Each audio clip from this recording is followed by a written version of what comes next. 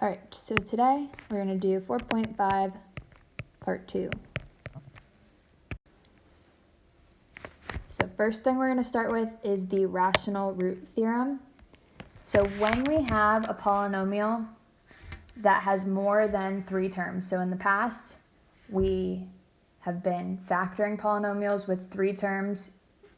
Most of the time our highest exponent was x squared, but now we know what to do when it's higher than x squared. We are going to use the rational root theorem when we have more than 3 terms, so if we have 4 or more terms. So the rational root theorem is we take the constant term and put it over the leading coefficient, so the last term, the last number, over the first number, all of the factors of the last number, so the last factors over the first factors. And those are going to be our possible solutions to our polynomial. In order to find what the actual solutions are, we have to test the possible solutions. And by test, we use synthetic division.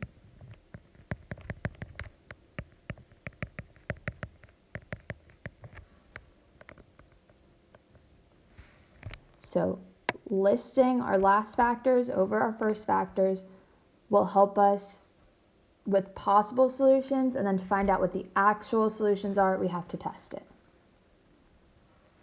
So let's go to our first example.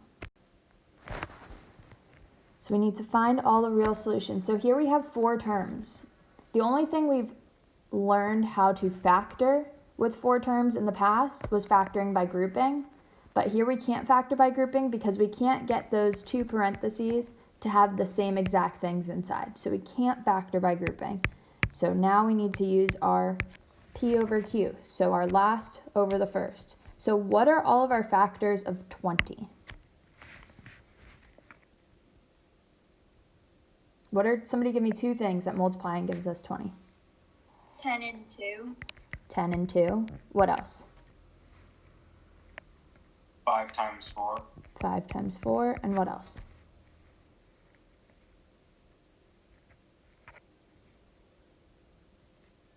One more pair. 4 times 20. 1 and 20. 1 and 20. What about -1? What times -1 would give us 20? -1, -20. -1 and -20. So all of these are the positive and negatives of the factors. So plus or minus of them. And then our first number, our leading coefficient, would be 1. So what are all of our factors of 1? 1 and 1. There's 1. Yep. So now these are all of our possible options for our solutions to this polynomial. So we're going to pick one of these numbers. So since they're all over 1, they're technically all whole numbers. So our options are plus or minus 1, 2, 4, 5, 10, and 20. So these are all of our possible options. We're going to pick one and test it, and we test by using synthetic division. So for synthetic division, what goes into our box here?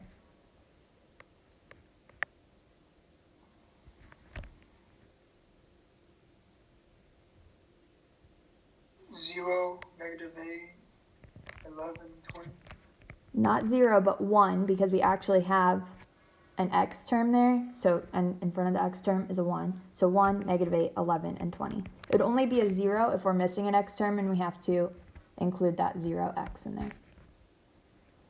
Now we can pick any one of these to test to put outside. So my suggestion is always start with 1. It's the easiest number. It's just the best to start out with. So let's test 1. So our goal is to get 0 at the end, because if we get 0, our remainder theorem tells us that this number will be a factor of it. So we bring down the 1, we multiply, we add, multiply, add, multiply. All right, 1 doesn't work, so we got to try something else. So once we see that it's not going to work, we can give up and try something else. So what else can we try? Miss Carver, would it always be a positive? Nope. So we have to try the positives and the negatives of all of them. So you want to try -1? Sure. Sure.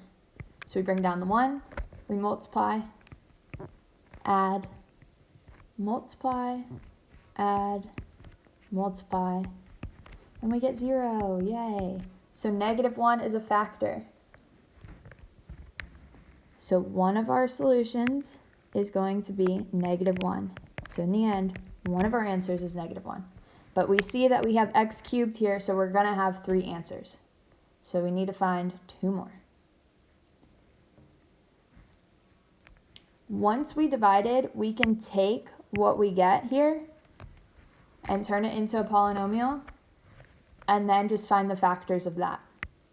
So we have 1 as our coefficient, so this would just be x squared minus 9x plus 20. Now we need to see, can we factor this? Do we have 2 factors of 20 that add and give us -9?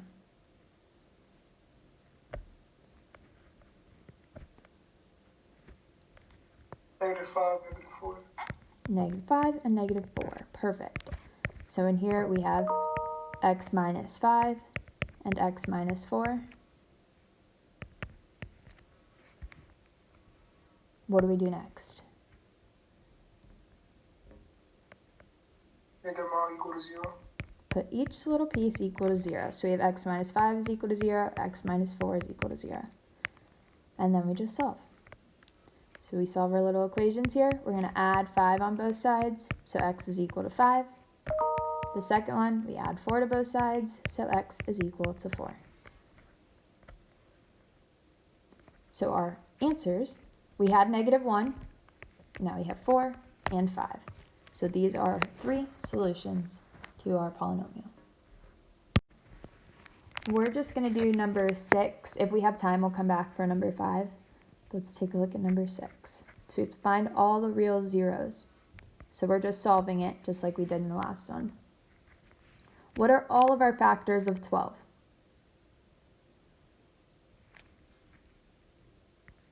2 and 6. 2 and 6. What else?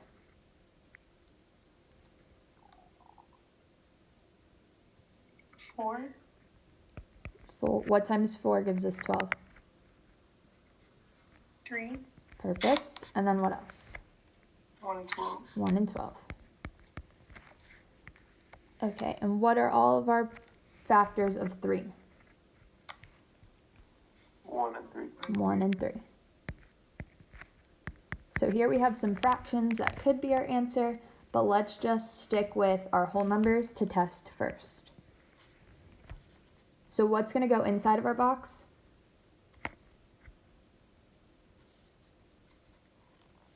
3, -2, -37, 24 and 12. Perfect. And what do you want to test first?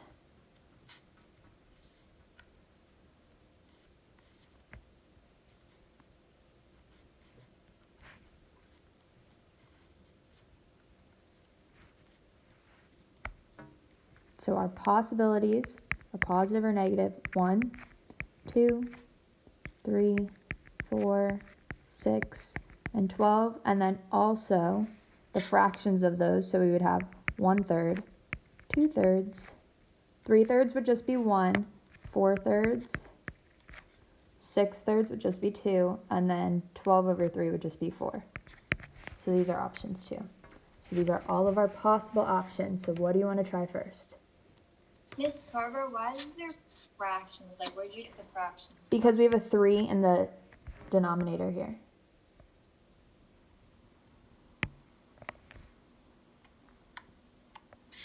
What did we say to do first? Always try first for our last example.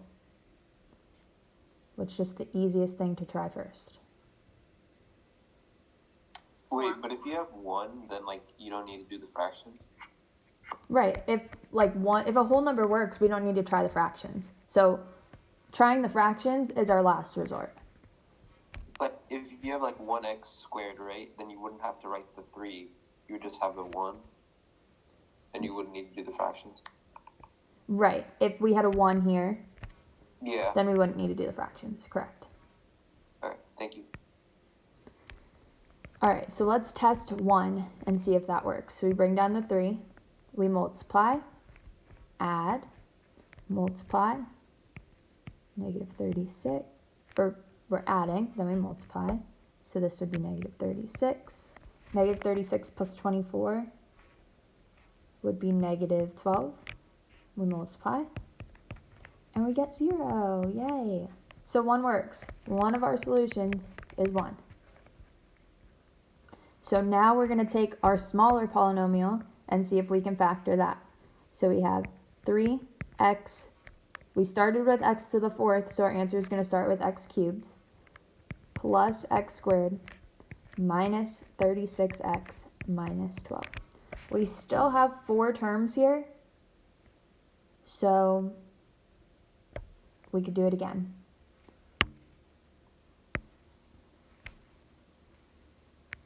We could do it again, or can we factor by grouping here? Yes. Can we? Let's try. So let's group our 2 parts together. What do we have in common in the first one that we can take out? X squared. X squared. And then what are we left with?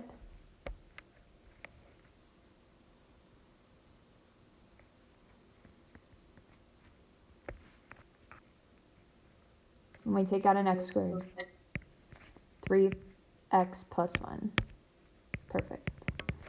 And the second one, what can we take out? Negative 12. Negative 12. And then what are we left with? 3x plus 1. 3x plus 1.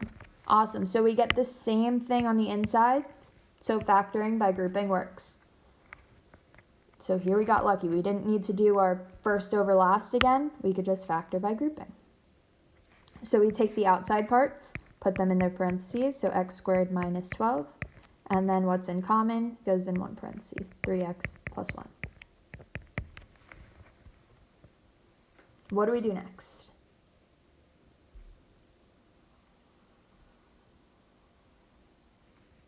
And it all equals 0.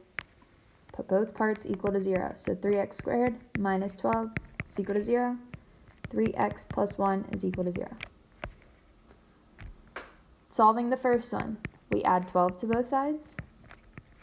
So x squared is equal to 12. What do we do next? Square root. Square root.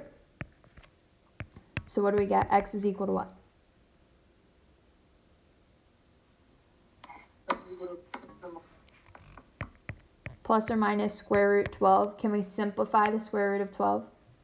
yeah, it will be x is equal to plus or minus 2 square root of 2. Perfect. So 12 breaks down into 4 and 3. 4 can come out as a 2. So 2 square root 3. So plus or minus 2 square root 3. So I just simplified the square root 12 because our factors are 4 and 3. 4 breaks down into 2 and 2. I take out the pair of 2's as a 2. So I have 2 square root 3. So I just simplified the square root of 12. And remember, anytime you take the square root of both sides, you have to include that plus or minus in there. All right, let's work on our second little equation here. First thing we need to do, subtract 1 on both sides. So we have 3x is equal to negative 1. What do we do next?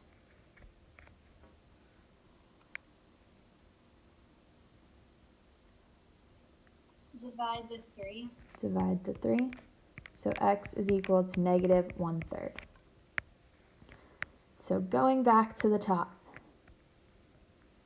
our answers are 1, negative 1/3, 2, square root 3, and negative 2 square root 3.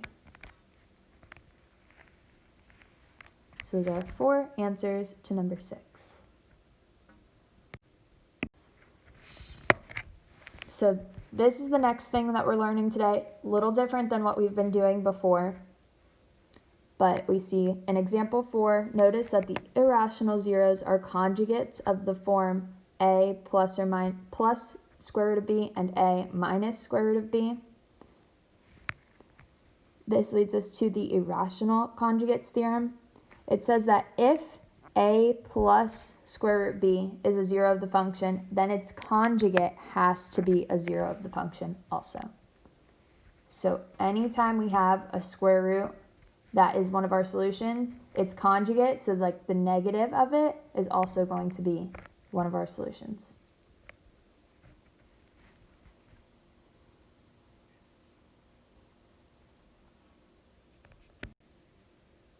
So in our next example, we need to write a polynomial of function f of least degree that has rational coefficients and a leading coefficient of 1, and the zeros are 3 and 2 plus square root 5.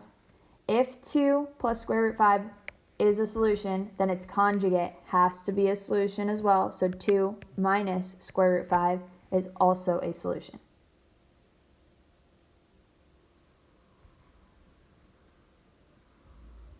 So anytime we see a square root that's one of our solutions, its conjugate is also going to be one of our solutions. So it gives us 2 solutions here, but in reality, we have 3 solutions, so we know our polynomial is going to be an x cubed polynomial because we have 3 solutions.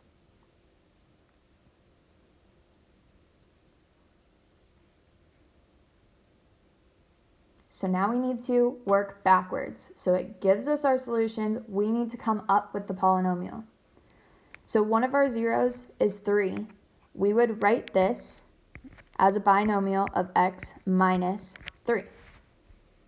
Because we know to solve this, we set it equal to 0, add 3 on both sides, so we would get x is equal to 3. So that's why we would put x minus 3. So we're just going backwards now.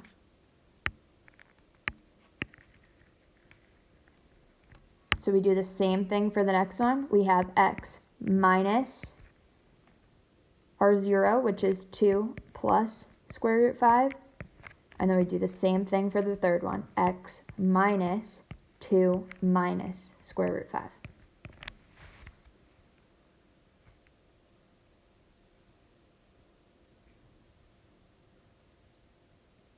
So these are all of our factors of it.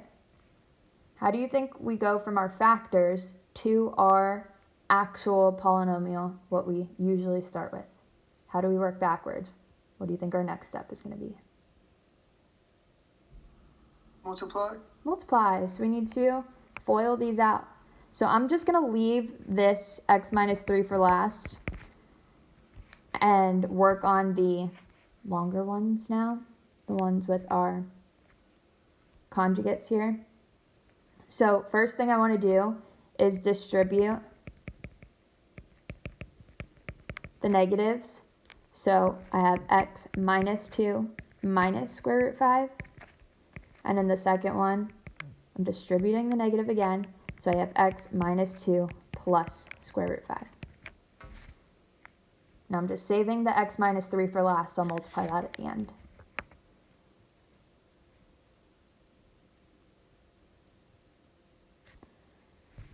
So again here, I have conjugates, but they're a little bit different. I have this x minus 2 as our first term, and then we have that minus square root 5 and plus square root 5.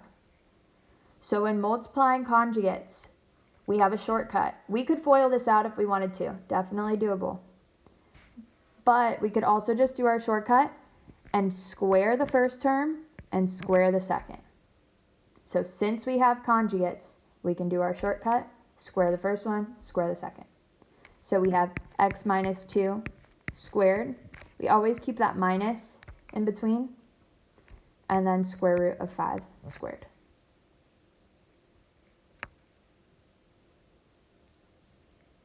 So the long way would be to FOIL these two out. The shortcut is just to square them. Now we have x minus 2 squared, so we're going to have to FOIL this. So we have x minus 2 times x minus 2. So this would give us x squared minus 2x plus 4. So all I did was FOIL. What is square root of 5 squared?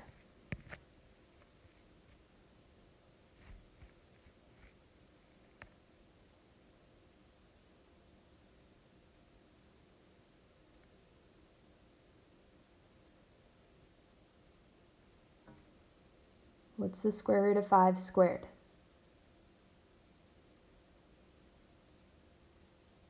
It just cancels to be 5. Perfect. So we just have a minus 5 there.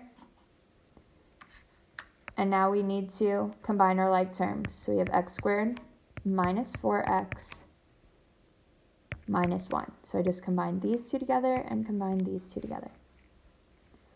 So we went from all of this up here, multiplied it all out, and got this down here. Now we can't forget about this x minus 3. So we're going to multiply these two together. So we need to make sure everything in our first parentheses gets multiplied to everything in our second parentheses. So we have x times x squared, which would give us x cubed. X times negative 4x would be negative 4x squared. X times negative 1 is negative x. Negative 3 times x squared, negative 3x squared. Negative 3 times negative 4x would be positive 12x, and negative 3 times negative 1 is positive 3. So I just multiplied these two parentheses out. Last step, combine like terms. So x cubed, we have negative 4x squared minus 3x squared, which would be what?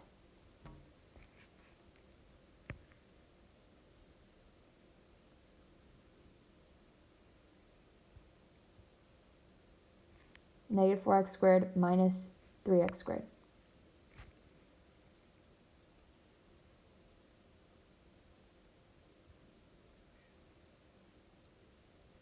You guys must still be sleeping.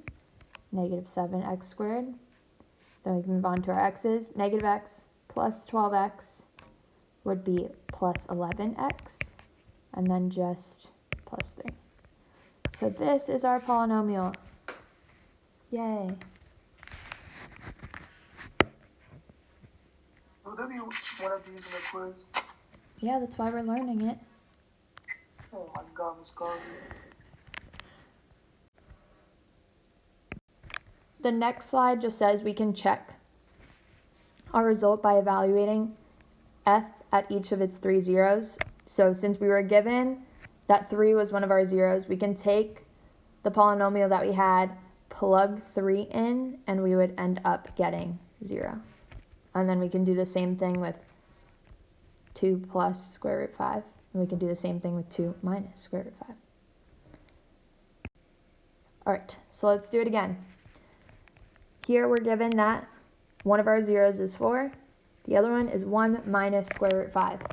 What is another 0 that we have that's not technically given to us, but we know that it's a 0?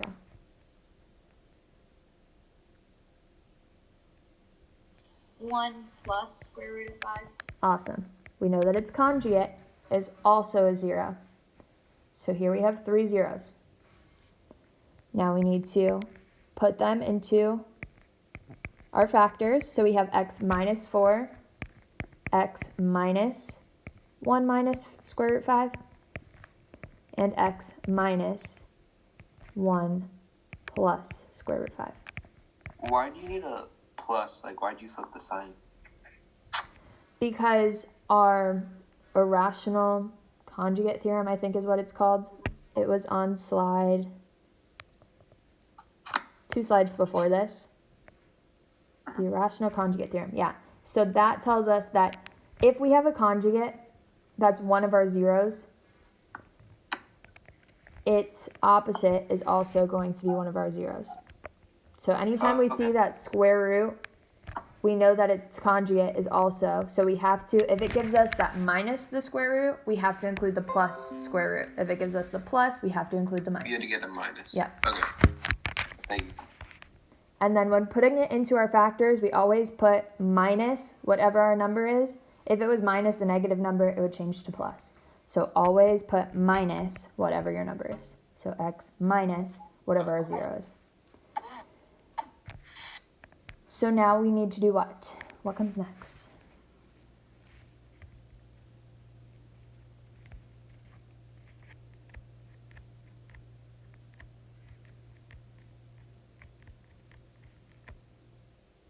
What comes next? Distribute the negative. Distribute the negative. Perfect. So x minus 1 plus square root 5. X minus 1 minus square root 5. So now we have conjugates here. They're a little bit different. We have this x minus 1 as our first term, plus square root 5, and minus square root 5. So what's the shortcut we can do? Square root. Square both of them. Square. Yeah, so we have x minus 1 squared minus, it's always minus when you do the shortcut, and then square root 5 squared. So we need to FOIL this x minus 1 squared. So it's just like saying x minus 1 times x minus 1. FOIL it out. We get x squared minus x plus 1. Wait, I don't really understand this part. So, like this part here, how we get here? Yeah. Okay. So if we wanted to, Like, how did you even get from the first part to the second? Like, I know you distributed the negative, but I don't get it. okay, yeah, so I just distributed the negative. So that's how I got the minus and plus there. So it's just the signs changed. But then I can see that I have this term, x minus 1, that's the same as this, x minus 1. And the only thing that's different is we have a plus 5, plus square root 5, and a minus square root 5. So we know that these are conjugates. So before, we learned how to multiply in the last chapter. If we had x plus 2 and x minus 2, one of our shortcuts was, if we have conjugates, we just square the first term, square the second, and always put a minus sign in between. So this would be x squared minus 4. So this is our shortcut. If we wanted to, we could take this and FOIL it back out. So this would be, if we FOILed, we have x squared minus 2x plus 2x minus 4. The 2x's would cancel, we would get x squared minus 4. So it's the same thing. Squaring it is just our shortcut. That's why we call it a shortcut, because you don't have to FOIL it all out. We just square both of them, put a minus sign in between. So we're doing the same thing here, but just our terms look a little bit different. This is our first term that we're squaring. This is our second term that we're squaring. Because they are conjugates, because we have that minus in between one of them and that plus in between the other. Okay, thank you. Okay. Does that make a little bit more sense? Kind of. Okay. So we take our first term and we square it. So our first term, instead of it just being an x, like it is in our simple example over here, our first term is now x minus 1, just because that is our first term. So we square that, so we have x minus 1 squared, and then our second term is the square root of 5, so we take the square root of 5 squared. So instead of it being as easy as just x squared, we actually have to FOIL this to square it.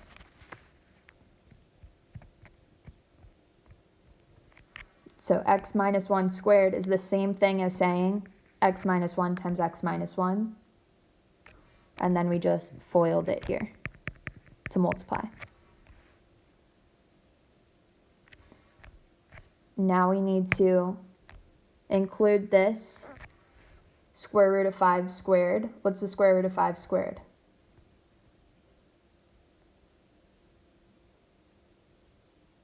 negative 5. Yep, it would just be 5, and then we have that negative 5. Now we need to combine our like terms. So we have x squared minus 2x minus 4.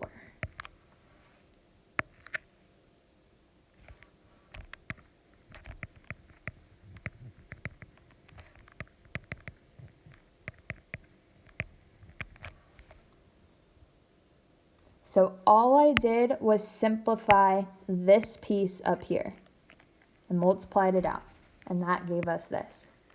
Now I can't forget about this x minus 4.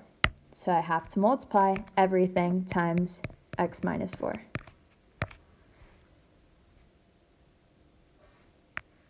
So here, just need to multiply it out. Got to make sure everything in our first parentheses gets multiplied to everything in our second. So I have x times x squared, which would be x cubed.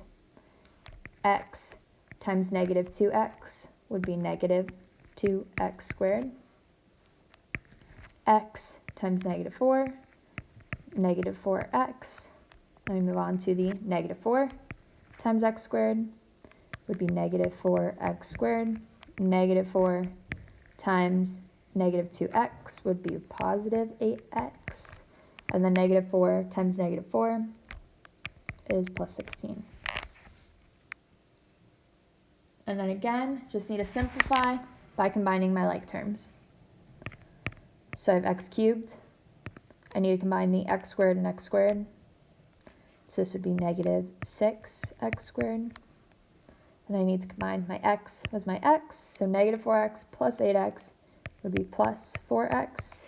And then plus 16. So then this is my final answer.